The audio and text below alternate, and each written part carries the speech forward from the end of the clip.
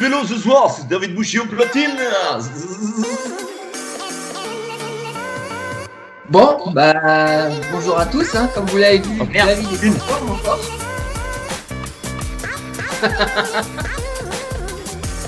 J'avais pas lancé. Je t'avais prévenu que j'enregistrais. Non, C'est ça pareil. Non, t'as pas lancé quand même. Ah bah si. On va avoir un petit morceau de David Boucher au platine. Ah non. Non, j'ai une réputation quand même. On se retrouve pour le 5e débrief de la saison, toujours en compagnie de David Boucher. Salut David, Salut à tous. ça va? Tout va bien par ce bon temps. C'est magnifique. Ouais. Bon, on est là pour parler des deux courses entre guillemets importantes de la semaine passée. Enfin, oui, de la semaine passée. Entre autres, l'Oxyclean Classic Bruges de Panne Mhm. et Gand-Wevelgem. Si tu veux bien, on va commencer par les filles Pas de souci. sur les deux courses. Tout d'abord, l'Oxyclean, anciennement 3 jours de la panne, si je ne me trompe pas. C'est ça. Pour les filles, le podium se compose de Grace Brown, de la Bike Exchange, de Emma Norsgaard, de Movistar et de Yolindour, de la SD Works. C'est ça.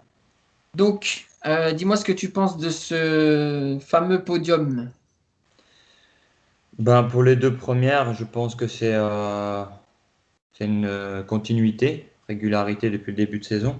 Puis pour la troisième, c'est un petit peu un parcours qui lui convient, mais je suis un petit peu quand même sceptique par rapport à son état de forme parce que c'est une semaine oui, une semaine non, et c'est beaucoup de dents aussi. Donc Ouais. on a pu le voir et le constater dimanche sur Gent-Wevelgem avec Yolindour. Mais voilà, je constate aussi que dernièrement, on arrive à des conclusions que les filles, elles roulent de plus en plus vite, mais elles sont aussi de plus en plus homogènes et fortes, puisqu'elles arrivent quand même encore groupées au final. On n'a plus quelques filles qui dominent, ça tourne. Et voilà, donc on a l'impression que ça ne roule pas vite, mais ça roule très vite et ça arrive quand même avec des groupes assez conséquents. Ouais.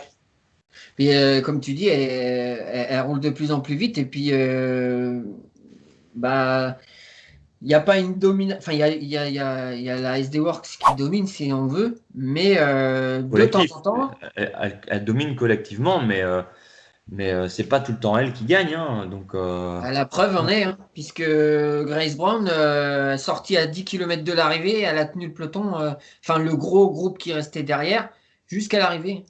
la preuve sur les deux dernières courses, hein, on voit Grace Brown et dimanche Marianne Vos. Donc voilà, on peut voir sur les deux courses, ça a été vraiment disputé et les filles, bon, malgré qu'elles ont le SD Works avait un effectif plus costaud sur papier, au final, on s'aperçoit que les autres filles, comme la Trek, qui ces derniers temps marche très fort aussi, comme les Italiennes, comme Liv, comme Canyon, j'en oublie encore une autre, mais elles sont là et elles sont groupées collectivement et elles savent jouer vraiment bien. Ouais, il y a de l'opposition. Voilà. On en vient au classement des garçons, Oui, avec Sam Bennett qui s'impose devant Jasper Philipsen et Pascal Ackermann. ah, c'est juste. Encore une fois, un sprint parfait du Wolfpack. Ouais, Après leur domination collectivement sur, sur les courses du début de saison, on voit que là, on les a pas vus. Ils étaient planqués et ils ont surgi à 2 km de l'arrivée comme si ils étaient sur le même vélo. C'était un seul vélo qui en faisait 5 et il n'y a personne qui est venu les perturber. Ils ont lancé, ils ont viré et ça s'est passé comme si c'était à l'entraînement. Donc voilà, franchement, chapeau, il n'y a eu aucune rivalité, je pense, pour Bennett. On a eu un très beau podium aussi. Après, un petit incident dans le sprint avec le Arnaud Desmarquis à déchaussé, qui a peut-être perturbé, je pense, la troisième place du podium. Mais pour le reste, Rien à dire. Ouais, ouais, ouais. Et c'est vrai que je pense que ça a un petit peu perturbé le déroulement du sprint, ce déchaussage, pardon. Parce que, comme tu me disais dernièrement, Timothy Dupont, il a terminé très très fort. Ouais, il est quasiment il doit couper son sprint, il repart et bon, il finit, si je me trompe pas, quatrième. Donc, je pense qu'il aurait pu jouer le podium. Et puis Ouais, après, bon, faut pas oublier Arnaud Démare, bon, même s'il n'est pas à son niveau, au niveau qu'il devrait être, on va dire, il est quand même à un bon niveau et je pense qu'il aurait joué quand même une place sur le podium. La ouais, victoire, la victoire, j'y crois pas. J'y crois pas du tout, mais une place sur le podium, la troisième place aurait été jouable quand même. ouais, on va dire qu'il manque un peu de chance depuis le début de saison. Bah, il manque de chance et j'ai pas l'impression que, même s'il a une équipe qui est tout pour lui, je sais pas, je pense que c'est vraiment l'effectif FDJ, le train FDJ il manque quelque chose. Parce qu'ils sont pas là au bon moment. Au moment où ils doivent lancer, il n'y a plus personne, il est tout seul. Ou ils sont trop tôt, ils sont à trois quatre bandes déjà en train de tirer, et dans le dernier kilomètre, il n'y a plus personne. Je sais pas. Ça me semble bizarre parce que c'est quand même un travail qui est qui a assez bien bossé dans l'équipe. Je parle en connaissance de cause. Et ça me semble quand même assez louche de les voir tout le temps un petit peu prendre l'eau comme ça. Mais bon, après, bon, peut-être que ça va. C'est des réglages, hein, ça va. Ouais, et ce qui est incompréhensible, c'est que l'année dernière, ça marchait à la perfection. Ouais, mais bon, après, faut pas oublier, il y a des jeunes qui sont arrivés, il y a plein de choses comme ça. Donc, chaque année, c'est une remise en question. Hein, c'est pas parce qu'une année, ça a marché parfaitement que l'année d'après sera la même. Hein, une année n'est pas l'autre. Et surtout le niveau, bon, faut pas oublier que l'année passée, on avait eu un assez grand confinement. Ils ont tout misé sur fin de saison. L'hiver a été court. Cette année, l'hiver a été très court. Il a fallu tout de suite se remettre en route, relancer la machine et se remettre en route.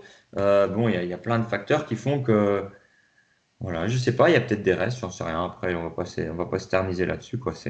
On verra Ouais. la suite de la saison. À noter quand même une belle 13e place de Jérémy Lecroc, qui a été enfin, qui a hérité du leadership au dernier moment parce que apparemment Brian Cocard a eu un problème à 2-3 km de l'arrivée. Et Mhm. du coup, il a prévenu les autres que c'était pas, fallait pas compter sur lui, qu'il fallait changer de leader, quoi. Bah, c'est bien parce qu'en plus, bon, Jérémy a saisi sa chance et je pense que des occasions comme ça, on n'en a pas 150 dans une année. Si on roule pour un mec et qu'il a un problème, il n'a pas tout le temps des problèmes. Du coup, bah là, il a saisi l'opportunité d'aller faire une belle place. Et Ouais. voilà, quoi. Surtout quand tu as bossé toute la journée pour un mec. Ouais, c'est ça, quoi. Après, je pense honnêtement que voilà, sans le travail qu'il a fait, sans les soucis à la fin, les trucs comme ça, les frottages, je pense que intrinsèquement sur la forme qu'il a du moment, il pouvait encore beaucoup mieux faire dans le Ouais, je sprint. pense. Bon, il a laissé certainement beaucoup de cartouches avant pour replacer Brian Coca ou des choses comme ça. Ouais, je pense. On passe à Ganvevel Game. Ouais. On commence toujours par les filles. Ça a été une course ouf. On a regardé les 20 derniers kilomètres ensemble et c'était pif Bah paf. écoute,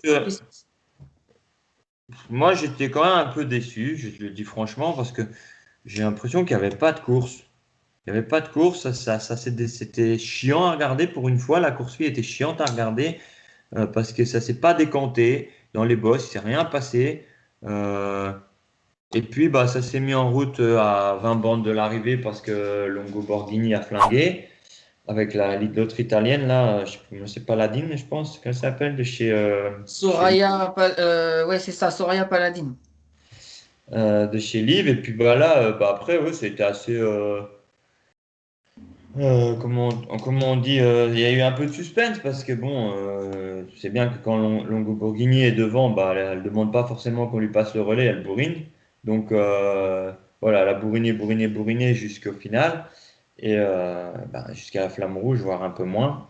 Et derrière, il a fallu une alliance de 3-4 équipes, mais qui a mis du temps à se mettre en route, puisque ça roulait plus, ça roulait plus, pour finir finalement à, je pense, une quarantaine au sprint. Ouais, c'est ça. Ouais.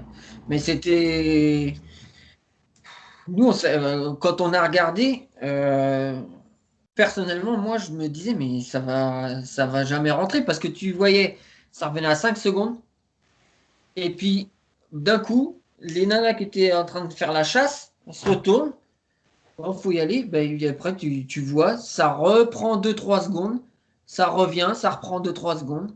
J'ai l'impression que il n'y avait pas une vraie structure, c'était plus j'envoie quelqu'un rouler, hop, elle roule plus. J'envoie une autre d'une autre équipe rouler, hop, ça roule plus. Hop, puis j'en renvoie une autre, et à la fin seulement, il a fallu l'intervention d'une fille, je ne sais pas son nom, mais avec les maillots rouge foncé là. C'est la seule qui avait dans le groupe, qui a quasiment, elle, fermé le trou à elle toute seule. Elle était Ouais, toute seule dans le groupe, en plus, je pense, et c'est elle qui ferme le trou.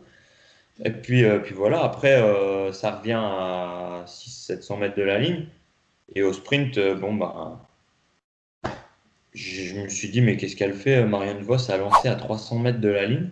Finalement, finalement bah, impressionnant, quoi. ouais, parce Impressionnant. Elle a fait qu'elle a 300 rien mètres. perdu. Non, elle a fait 300 mètres en tête sans se poser de questions. Et il n'y a personne qui a su lui remonter 1 centimètre. Il n'y en a pas une, quoi. Pourtant, les deux derrière elle, c'est pas des manches au sprint. Hein.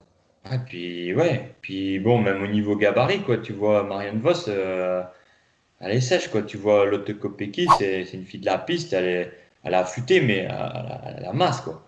Et Ouais, dans l'aspiration, un sprint comme ça, plus c'était vent quand même assez favorable, elle aurait dû passer là. bah oui. Mais bon, ça prouve bien que ben, Marianne Vos, elle a l'âge qu'elle a, mais elle est toujours là. Ça fait 15-16 ans qu'elle est là et elle est toujours au même niveau, quoi. Ouais. Et elle est là l'hiver et elle est là l'été, hein, donc Ouais, parce qu'elle n'a pas été ridicule cet hiver sur les cyclocross non plus. Hein. non. Après, bon, elle le fait en guise de préparation, hein, c'est plus la Marianne d'avant en cyclocross, mais c'est peut-être la moins bonne des Hollandaises, mais elle est au niveau des meilleures Belges. Ouais. Après, chez les garçons, ça s'est couru différemment, je trouve. Les filles. Ben, je n'ai pas eu la chance de voir la course en intégralité, mais euh, personnellement, j'étais sur mon vélo au départ de Gun to Evelgem et je me suis dit, et j'ai dit aux gamins qui étaient avec moi, j'ai dit quand vous allez allumer votre télé cet après-midi pour regarder la course, il y en aura partout. Il dit, c'est clair et net, il va y avoir des groupes partout. S'il reste 60 coureurs en course à ce moment-là, vous avez de la chance. Et bah, j'ai allumé ma télé à 15 heures et il y en avait déjà partout. Il y avait un groupe de 17 devant, et puis il y avait un groupe d'une trentaine derrière, puis il y avait encore un groupe de 30 derrière, c'était fini. Game to Ever Game, avec le vent qu'il y avait dimanche, il faut se dire qu'après 5-6 km, c'est déjà la guerre. C'est terrible. Donc, je ne sais pas le déroulement de la course, mais j'ai cru comprendre qu'il y a eu une bordure et que Wout van Aert s'est retrouvé devant avec quand même quelques équipiers et que c'était une situation idéale pour lui.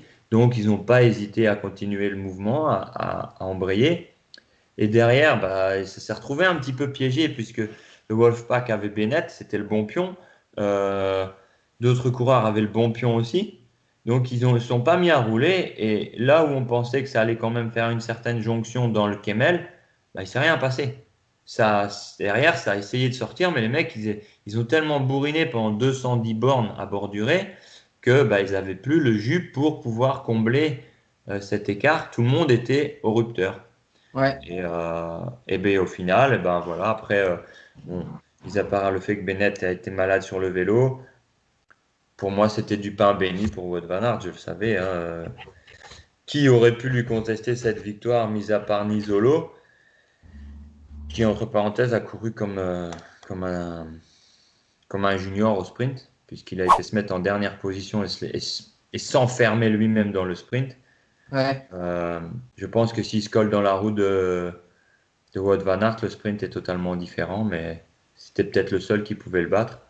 Et là, il part 3 vélos derrière, dernier, il s'en va à gauche, il s'enferme, il est obligé de tout contourner.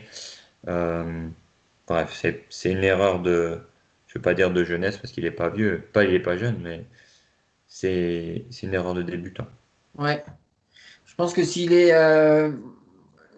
2 places devant sa place réelle, c'est pas le même sprint. Non. Et à signaler la très grosse performance de l'équipier de Wout van Aert, Nathan Van Hooydonk, qui a fait une course assez remarquable. Ouais. Et justement, c'est lui qui a mis. Pour moi, en revoyant les images, c'est lui qui met Nizzolo et les autres, qui met Nizzolo, Trentin dans sa poche, parce qu'il manœuvre pour qu'il soit pas directement dans la roue à Van Aert. Ouais, c'est possible. Après, c'est lui qui a fait surtout un train d'enfer pour éviter toutes les attaques. Et on voit même quand Kung tente d'attaquer, il n'arrive même pas à dépasser la roue avant de Van Hooydonk. Donc Unité. voilà, je pense que c'est lui qui a été la clé de la course et qui surtout a bien répondu aux détracteurs de la course précédente, Grand Prix de l'E3, où on a dit que Wout van Aert n'avait pas l'équipe et ceci, cela. Donc voilà, ils ont répondu à la pédale. Ouais. Et il y a eu aussi un petit, on va dire, un mini numéro d'Anthony Turgis. Ça n'a pas servi à grand-chose, certes, mais ça prouve pour moi qu'il est là et qu'il est bien. Ouais, ouais, il a fait. Non, non, il a fait un. Il faut le signaler, il a super bien roulé.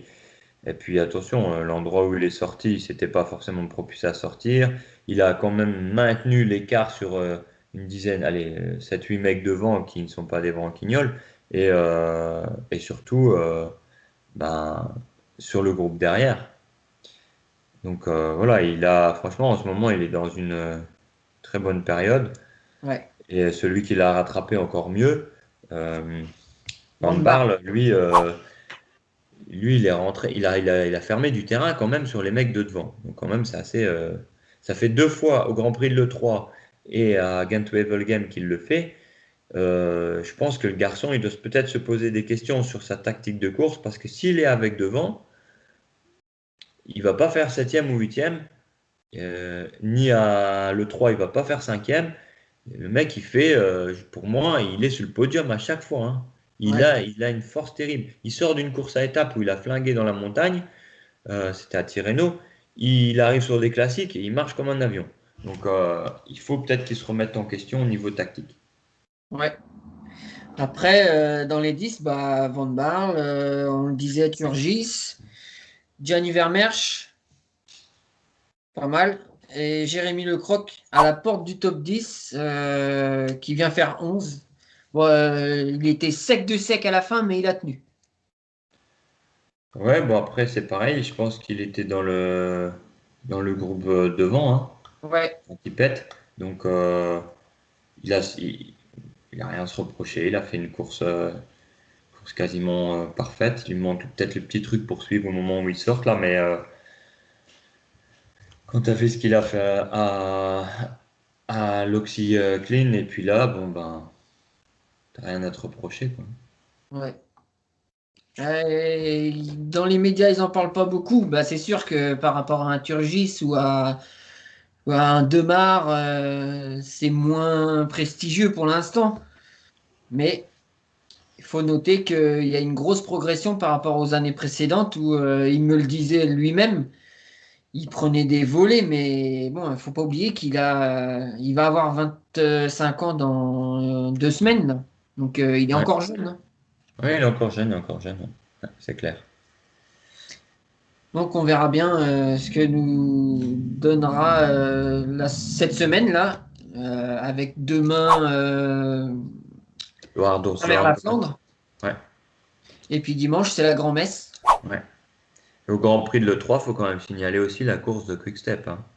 Ouais, Parce que ça, on n'a pas débriefé, mais je pense que c'est assez frustrant pour les mecs comme, comme Wout van Aert ou comme Mathieu Van Der Poel, qui sont largement supérieurs. Après, c'est la course, mais les autres ont joué quand même à la perfection, hein. Ouais. Là, je pense qu'on pouvait difficilement avoir une course plus parfaite de la de Koenig. Euh, et puis, bah, le panache de Asgreen, hein, Il a été énorme. qui était sur une autre planète, hein. Euh, Mm. il a franchement, niveau tactique, il a joué à merveille. Il est parti au bon moment la première fois. Il a fatigué tout le monde pour que ça revienne, pour que ça explose de derrière. Finalement, ça revient au prix de l'effort de Mathieu Van Der Poel et un petit peu de main-d'œuvre des deux AG2R, Van Avermaet et Nassen. Nassen. Mais il y avait les deux autres qui étaient dans un fauteuil. Et ensuite, il se fait rattraper. Bon, Watt avait explosé. Je pense qu'il a un petit coup de moins bien dans le petit Gumberg quand il se fait contrer par Mathieu. Et puis Asgreen se fait rattraper, se remet dans les roues, il roule pas pendant 5-6 bornes. Et puis là, on me remet une cacahuète. Et là, il se passe rien. Il n'y a personne qui réagit. Donc, Ouais. on voit vraiment sur l'image que Mathieu attend que les deux AG2R réagissent puisqu'ils sont à deux. Et puis les deux, ils se regardent, ils attendent. Et au moment où l'autre, il a déjà pris 5, 6, 7 secondes, il se dit, ah ouais, faut qu'on y aille, c'est à nous. Mais il est trop tard, c'est fini. Ouais. Donc voilà, je pense que le Wolfpack a fait très très belle course tactique. Et puis bah, toujours nos deux crossman, là, Mathieu et Wout, qui ont fait une très très belle course. Ouais. Peut-être encore beaucoup d'efforts, parce qu'ils sont quand même assez seuls face à la troupe, même s'ils ont des équipiers, mais c'est pas évident de jouer contre une équipe homogène comme la de Koenig. Ouais, c'est Mais injouable. je pense qu'un Vermeersch ou un Pascal Ekorn ou Nathan Van Hooydonk ont fait les efforts au bon moment pour les replacer, pour les ramener quand ils ont crevé. Et après, bah, finalement, ils se sont retrouvés tout seuls, quoi. Bah, écoute, on verra ce que ça donnera mercredi et dimanche. Mais c'est vrai que Oui. collectivement, ça va être difficile de les jouer. Non, mais maintenant, ils le savent, hein, les autres. Donc, je pense que c'est à eux de mettre en place un autre schéma. Écoute, j'espère que. Après, c'est pas déplaisant, mais j'espère qu'il y aura plus, un peu plus de bataille, quoi. Bon, allez, les amis, ciao, ciao, à bientôt. Et puis, pensez à vous abonner et à partager surtout nos vidéos. Ça nous aidera. Faut partager, faut liker, faut aimer, faut poser des questions, Ouais, un peu d'interactivité, ça serait pas mal, ça. Ouais. Même si ça vous plaît pas ce qu'on dit, hein, perso, je m'en fous, mais dites-le quand même.